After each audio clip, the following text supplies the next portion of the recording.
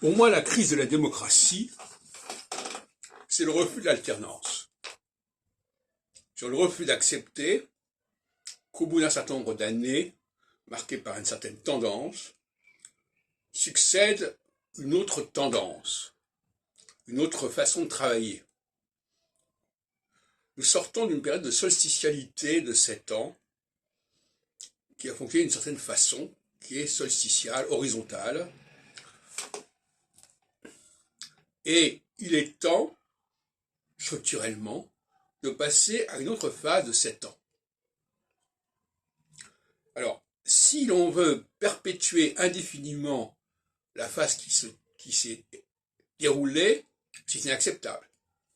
Parce que c'est contraire à la notion d'alternance au sens fondamental du terme. Alors évidemment, on emploie le mot alternance avec un peu de légèreté.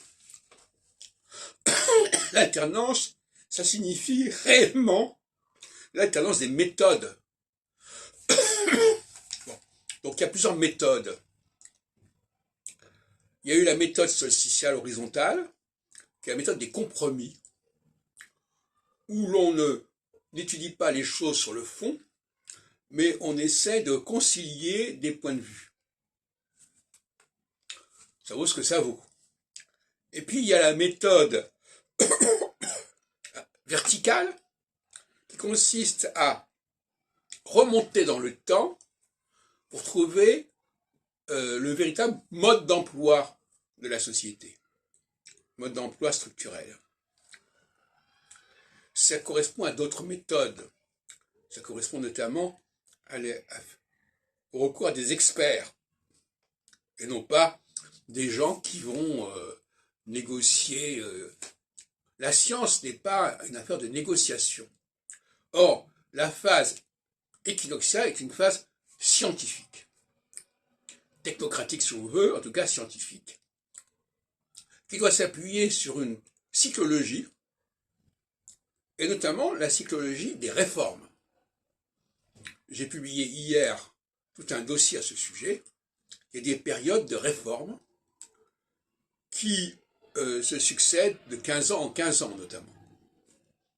Il faut respecter cette cyclicité. La cyclicité, c'est le fondement même de l'alternance. Alors je pose la question à certaines personnes en leur disant « Quelle conception de l'alternance avez-vous » Parce qu'il faut poser le problème à l'envers. Si on passe actuellement de la solsticialité à l'équinoxialité, ça veut dire qu'à un moment donné, on est passé de l'équinoxialité à la solsticialité. Et là, les gens ne se sont pas plaints que l'on renonce justement à la démarche scientifique, verticale, pour une démarche sociale, correspondant aux demandes de la population, comme ça, etc. Il faut que ce soit dans les deux sens, ce qu'on appelle l'ascenseur. Donc la démocratie implique une philosophie de l'ascenseur, et non pas une philosophie qui veut maintenir indéfiniment une période comme elle est. Et ça n'est pas compris. Et c'est ça que j'appelle la crise de la démocratie.